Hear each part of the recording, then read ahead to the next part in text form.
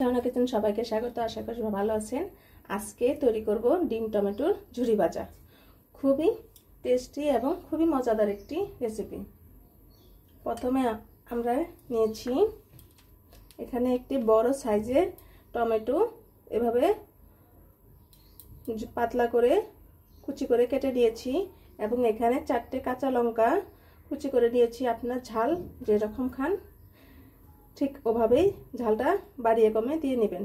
আমরা এখানে মাঝারি সাইজের একটি পেঁয়াজ কুচি করে নিয়েছি এবং এখানে আমরা অল্প 1 চা চামচ পরিমাণের মতো ধনেপাতা কুচি করে নিয়েছি।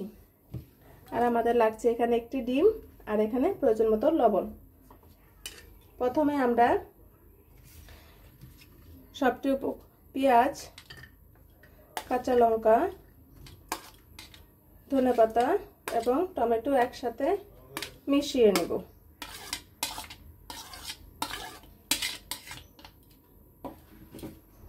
এখানে প্রয়োজন মতো লবণ মিশিয়ে নেব।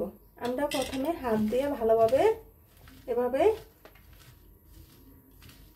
লবণ দিয়ে পেঁয়াজ, টমেটো এবং কাঁচা লঙ্কা, ধনেপাতা এভাবে ভালোভাবে মিশিয়ে নিলে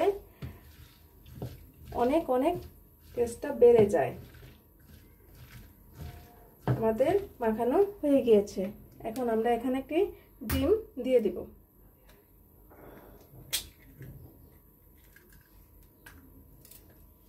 আর এখন আমরা 4টি স্পুনের সাহায্যে ভালোভাবে মাখিয়ে নিতে হবে।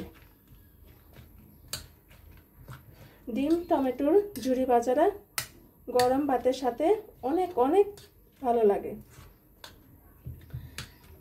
1 প্লেট ভাত ডিম টমেটোর ঝুরি ভাজা দিয়েই খাওয়া হয়ে যায়, এতটাই টেস্টি।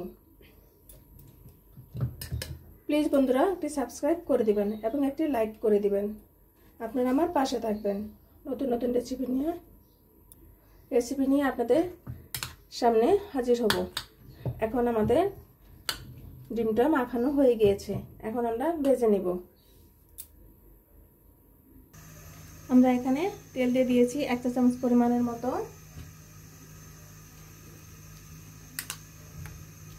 আমরা এখন ডিম টমেটো মিশিয়ে দিব।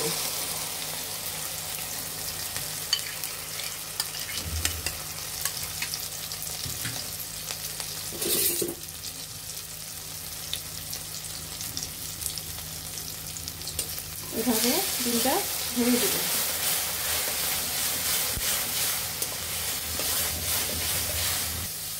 এভাবে ডিম আর টমেটোটা ভালোভাবে ভাজা করে নিতে হবে। আমাদের ডিম টমেটো ঝুরি ভাজা হয়ে গিয়েছে। এখন আমরা নামিয়ে নেব। আমাদের ডিম টমেটো ঝুরি ভাজাটি হয়ে গিয়েছে।